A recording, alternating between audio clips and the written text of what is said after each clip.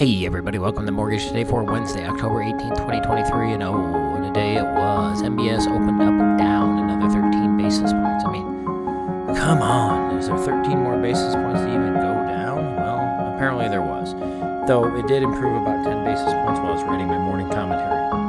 Bonds were sideways in a moderately narrow range overnight, with some losses at the start of the European hours and gains heading into the 6 a.m. hour. Decent European inflation data and German bond auction. U.S. traders began pushing back right after 8 a.m. S&P futures were down 20 points early.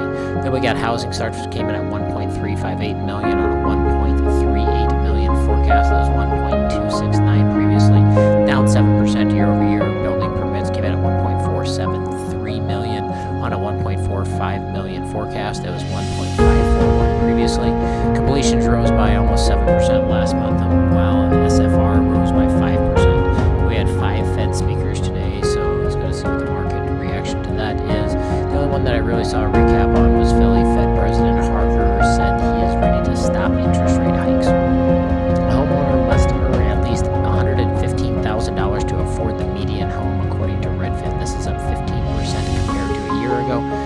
Wage growth has been around 5% over the past year, so the affordability issue is brutal. The typical mortgage payment is $2,866, which is an all-time high.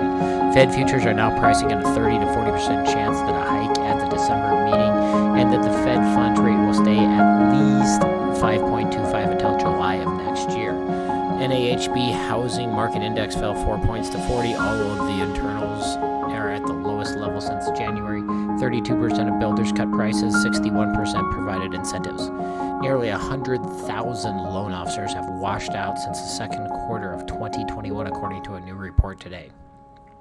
All in all, in a rising rate environment where long-term boundaries have recently been broken, it doesn't necessarily take big news in order to say things like highest mortgage rates in 23 years or highest bond yield since 2007. In fact, we've been forced to say such things on multiple occasions recently, and today wasn't special among them. It would be a mistake to give any credit to the morning housing data as a market mover. If there was any connection between the events and bonds, the best candidate was Biden's speech calling for big spending on overseas war efforts, which is going to cause a whole bunch more bond issuance. Bottom line, markets are increasingly willing to react to any implications for Treasury issuance because there is way too many of them. Bonds closed the day down 41 basis points on the 6%, closing at 96.75 on the day. So at 96.75, it is way down here in this ugly range, just under the 25-day moving average.